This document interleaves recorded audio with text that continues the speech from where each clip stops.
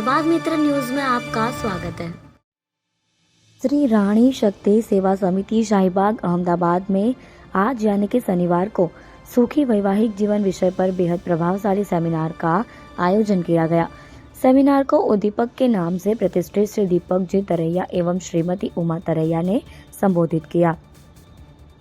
दोनों ने सफल वैवाहिक जीवन विषय पर कुछ ऐसे अंदाज में उपस्थित महानुभावों से वार्तालाप किया कि सब मंत्रमुग्ध हो गए।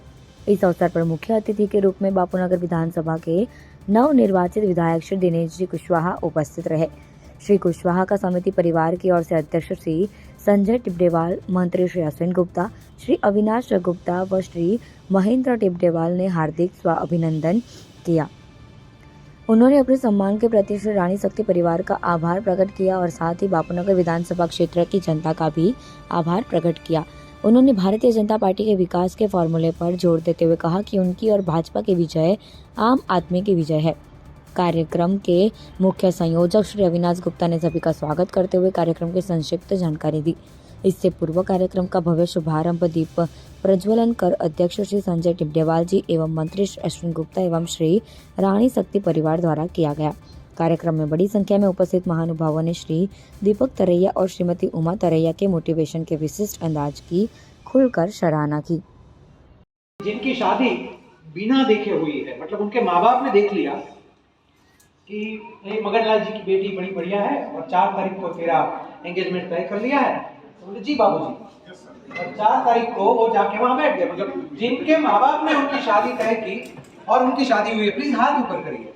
देखिए, जब तक हम ये हाँ बिल्कुल हाथ कीजिए, नहीं बिना देखे मतलब एक दूसरे को बिना देखे, मतलब माँ बाप ने तय किया और आपने वहाँ बिना देखे शादी की, एक ये है। अच्छा, ऐसे कितने पार्टिसिपेंट हैं जिनकी शादी हुई लेकिन शादी से पहले उन्होंने मतलब ऑफिशियली नहीं देखा था, लेकिन ऐसे फंक्शन में आए हैं, कुछ नजरें मिली, फिर घर में बात चली कि वो मगनलाल जी, हाँ तो मुझे कोई प्रॉब्लम नहीं है, मैंने देखा है ऐसे, मतलब ऑफिशियली मिलने नहीं गए। आप लोग मुझे जज करना बंद कर दीजिए, आप अंदर आ जाइए खुद के साथ। कुछ लोग मुझे यहाँ से देख रहे हैं, पैर से, ये बंदा बोल क्या रहा है, क्या कर रहा है। हम दूसरों को जज करने में बड़ा बिजी रहते हैं, वो नहीं कर रहे हैं। आज अपनी जिंदगी को खुद तराशना है, खुद तलाशना है। तो हाथ ऊपर किया हो, सर आप कुछ कहना चाहते? बहुत बढ़िया। देखिए, वो मोमेंट जीवित हो गया दोनों के चेहरे पे, मुझे अच्छा लगा। पूरा फंक्शन में देखा था हमने एक दूसरे को, तो हमने तुमको देखा, तुमने हमको देखा करके वहां से एक रिश्ते की शुरुआत हुई थी। तो ये दूसरा वाला हुआ। अब तीसरा कि नहीं, पहले नहीं देखा था लेकिन बात चली, एक दूसरे को मिले, बात की, 10 मिनट से लेके 1 घंटा तक। अब माँ बाप कितना टाइम देते हैं और किस तरह से मिलाते हैं, बोले जरा आप दोनों बात कर लो। ऐसे करके बालकनी में या फिर दूसरे कमरे में, शायद ज्यादातर कमरे में तो भेजते नहीं है, बोले तुम लोग छत पे थोड़ा घूम लो, गार्डन में थोड़ा घूम लो, एक दूसरे से बात कर लो।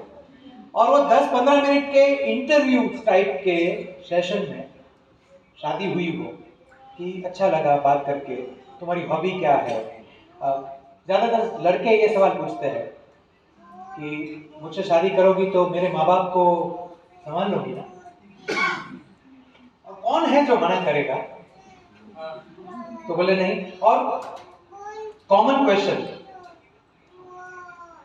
अपना इंटरव्यू पहले तो मैं पूछ लेता हूँ कौन कौन, जो लोग इंटरव्यू से शादी में आए हैं, मतलब एक दूसरे से बात की, मुलाकात की, इंटरव्यू पूछताछ नहीं, पुलिस वाला इंट्रोगेशन नहीं, लेकिन एक दूसरे से बात की, ढंग से 1-2 बार बात की, मिले और फिर शादी हुई। हाथ ऊपर कीजिए। हम लोग इसमें है, मैं और उमा जी भी इसमें है। वो करता पूछ ही ले, उसका मान लेने से अच्छा है हम पूछ ले। लेकिन शायद इन्होंने मुझे कुछ कहा, फिर मैंने अपना एक अर्थ बना लिया कि शायद उन्होंने ये सोच के कहा होगा, उनके दिमाग में ये बात होगी, और फिर उसके ऊपर मैं अपना बिल्डिंग बनाता जाता हूँ। लेकिन मैं सिंपली पूछ नहीं लेता कि आपने जो मुझे कल बताया था उसका मतलब यही था ना।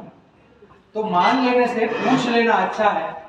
अब आप याद करो, सबसे पहला सवाल से मैं शुरू करता हूँ, सीधा काम पे, कि कई बार हमारे परिवार में, भाई बंधुओं में, हस्बैंड वाइफ में, बाप बेटी में, बाप बेटे में, माँ बेटे में, सास बहू के बीच तो बहुत पॉपुलर रिलेशन है सास बहू का।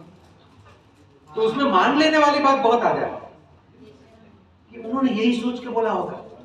मुझे पता है, मैं 20 साल से उनको जानती हूँ। तो मान लेने से पूछ लेना अच्छा है। तो इसलिए मैंने यहाँ से पूछ लिया कि जमीन की बात करनी है तो मैं जमीन से शुरू करूं क्या?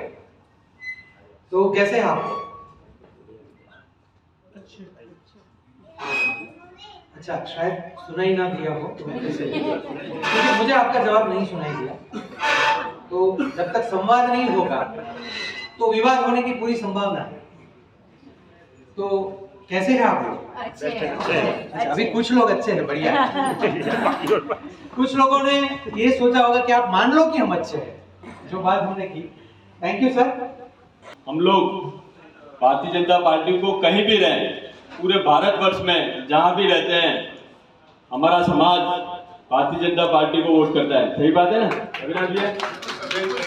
हम लोग कौन कैंडिडेट है वो कैंडिडेट देखे बिना भारतीय जनता पार्टी के सहयोगी रहे हैं।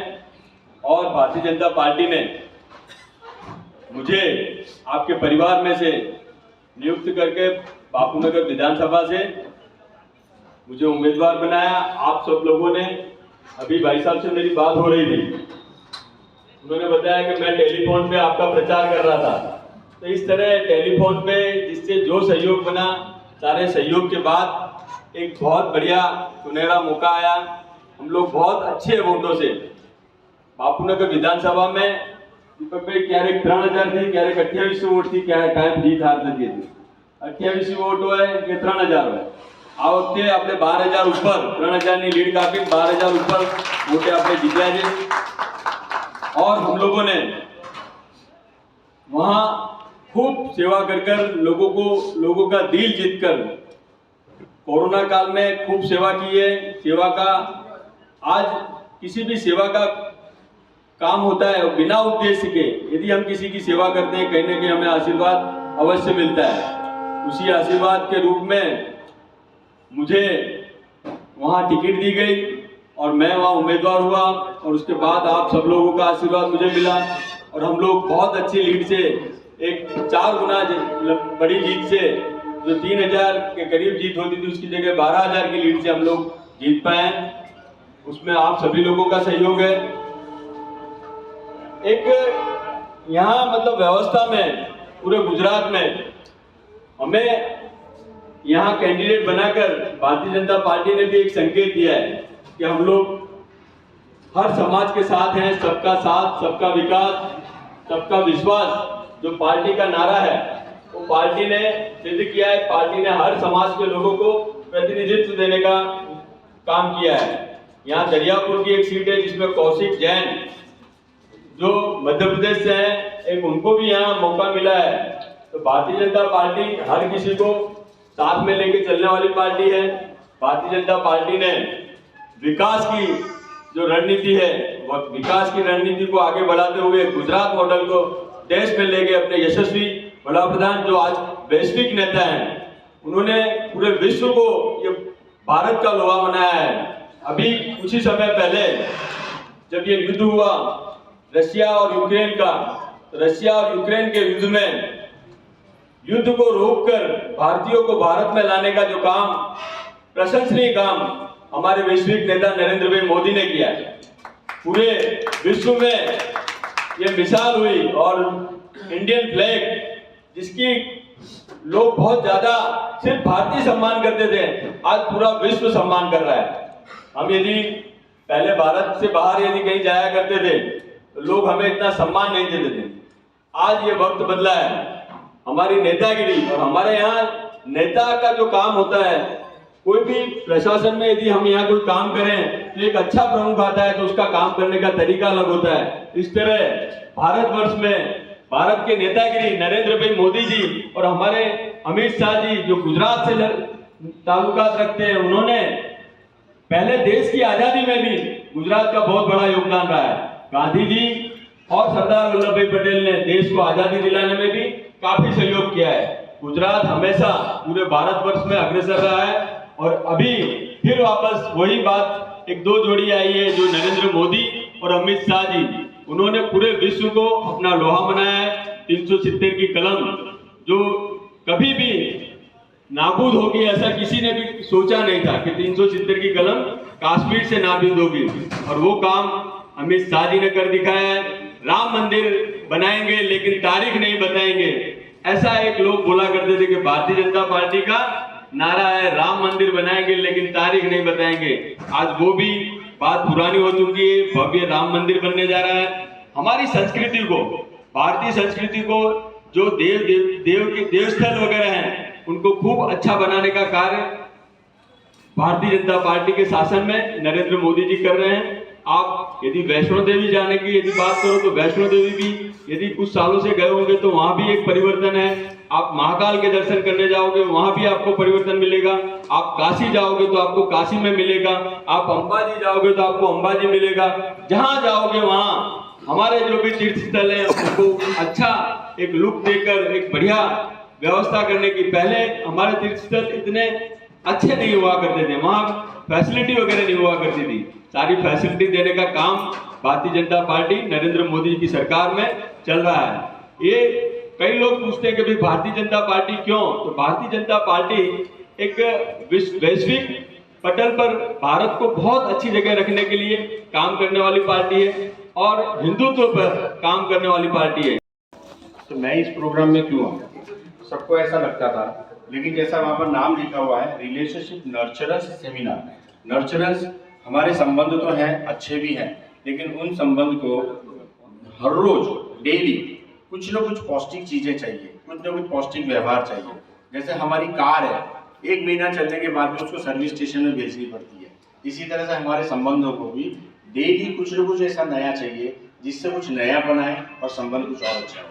इसी के अंदर 4 साल से जिनके साथ मैं जुड़ा हूँ, दीपक जी तरैया और उमा बहन जी, मैंने 4 साल में इनके साथ रहते देखा है कि ये कितने एक्सपर्ट हैं इन सब बातों को समझाने में और किस तरह से ये आप लोगों को उस राह पे चल के लेके जाएंगे। एक सुखमय यात्रा का आरंभ करने जा रहे हैं हम लोग। मैं ज़्यादा कुछ नहीं कहूँगा, इतना ही कहूँगा कि दीपक जी के पास जो अनुभव है, आज हमें उस अनुभव को अपने जीवन में उतारने का सुनहरा अवसर है।